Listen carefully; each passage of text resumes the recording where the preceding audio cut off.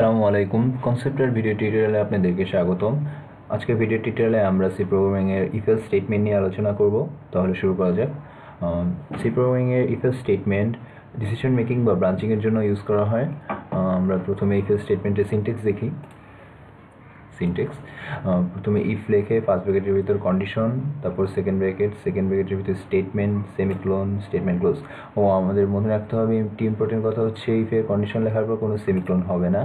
ইফের কন্ডিশনের পর সেমিকোলন দিলে প্রোগ্রাম রান করবে না আমাদের। সো ইফের কন্ডিশন লেখে second bracket, statement, semicolon, second bracket close, তারপর এলসের সেকেন্ড ব্র্যাকেটের ভিতরে statement, semicolon, second bracket close. So program প্রথমে ইফের কন্ডিশনকে চেক করবে। ইফের কন্ডিশন যদি ট্রু হয় তাহলে প্রোগ্রাম ইফের ভিতরে স্টেটমেন্টকে এক্সিকিউট করবে এবং এলসকে স্কিপ করে বাকি স্টেটমেন্টগুলো এক্সিকিউট করবে বা রিটার্ন জিরোতে চলে যাবে। যদি প্রোগ্রামে ইফের কন্ডিশন স্যাটিসফাই না করে, ইফের কন্ডিশন যদি ট্রু না হয়, তাহলে ইফের স্টেটমেন্টকে স্কিপ করে এলসের স্টেটমেন্টকে এক্সিকিউট করবে এবং তারপর বাকি স্টেটমেন্টগুলো এক্সিকিউট করবে অথবা রিটার্ন দিতে চলে যাবে। সো ইফ এলসের সিনট্যাক্স হচ্ছে ইফের কন্ডিশন চেক করে ট্রু হলে ইফের স্টেটমেন্টকে এক্সিকিউট করবে, এলসকে স্কিপ করে বাকি স্টেটমেন্টে যাবে। আর ইফের কন্ডিশন যদি ফলস হয় তাহলে ইফের স্টেটমেন্টকে স্কিপ করে এলসের স্টেটমেন্টকে এক্সিকিউট করবে। আচ্ছা, আমরা এখন ফ্লোচার্টের মাধ্যমে ব্যাপারটা দেখি। তো ফার্স্টে ইউজার এন্ট্রি করবে, এন্ট্রি করার পর কন্ডিশন চেক করবে প্রোগ্রাম। কন্ডিশন যদি ট্রু হয় তাহলে বায়ে যাবে, না হলে ফলস হলে ডানে যাবে। সো ফার্স্টে যদি ইফ ট্রু হয় তাহলে ইফের স্টেটমেন্ট এক্সিকিউট করবে, স্টেটমেন্ট এক্সিকিউটের পর অন্যান্য স্টেটমেন্ট এক্সিকিউট করবে অথবা যদি না থাকে তাহলে রিটার্ন দিতে চলে যাবে। আর যদি ফলস হয় তাহলে এলসে যাবে, এলসের স্টেটমেন্ট এক্সিকিউট করবে, তারপর অন্যান্য স্টেটমেন্ট এক্সিকিউট করবে, আর যদি না থাকে তাহলে রিটার্ন দিতে চলে যাবে। ওকে, আমরা ইফ এলসে ছোট একটি প্রোগ্রাম লিখব। তাহলে কোড বক্সে যাওয়া যাক।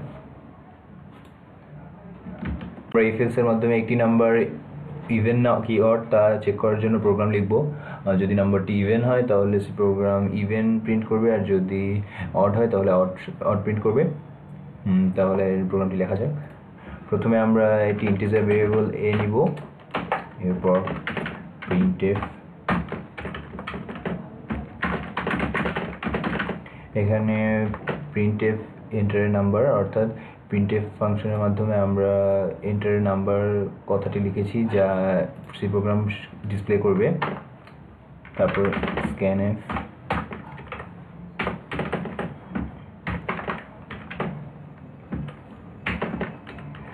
এই স্টেটমেন্টের মানে হচ্ছে %d, অর্থাৎ ইন্টিজারের জন্য %d আমরা ইউজার এ ইনপুট দিবে, যা ইউজার যে নাম্বারটি ইনপুট দিবে এটি এ ভেরিয়েবলে স্টোর হবে। আর যেহেতু %d আছে তো সুতরাং নাম্বারটি হবে ইন্টিজার নাম্বার। এখন আমরা ইফের কন্ডিশন লিখি।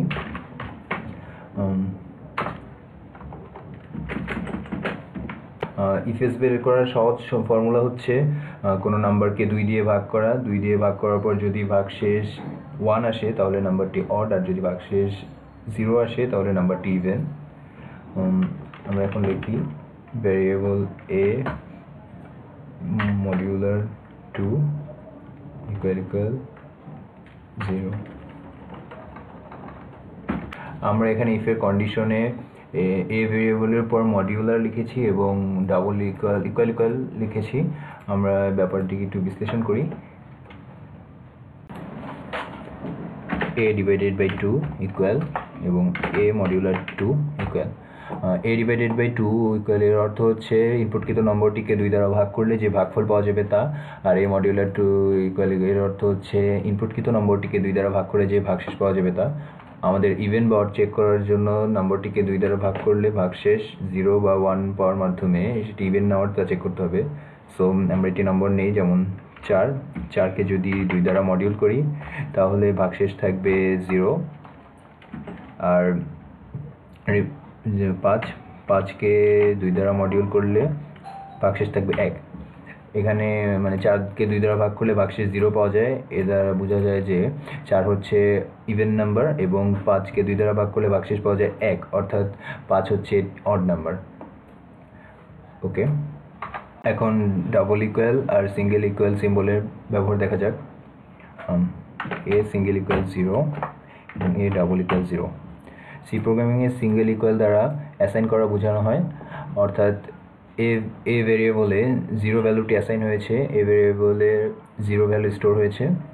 আর ডাবল ইকুয়াল দ্বারা এ ভেরিয়েবল এবং 0 মান সমান তা বোঝানো হয়েছে, অর্থাৎ দুই পাশের মান সমান। ডাবল ইকুয়াল চিহ্ন দ্বারা দুই পাশের মান সমান তা বোঝানো হয়।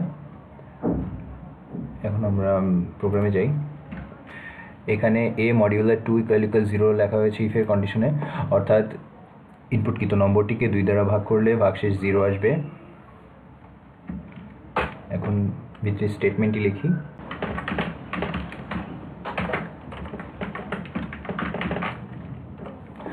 এই স্টেটমেন্টটির মানে হচ্ছে এ মডিউলার 2 ইকুয়াল 0 হলে ইফের কন্ডিশন যদি ট্রু হয় তাহলে ইভেন প্রিন্ট করবে, আর এলস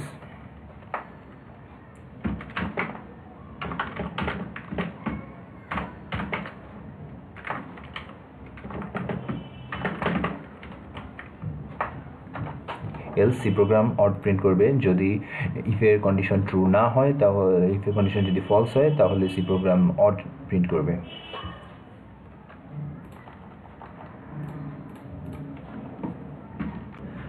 সো আমরা প্রোগ্রামটিকে F9 বাটনের মাধ্যমে বিল্ড অ্যান্ড রান করি।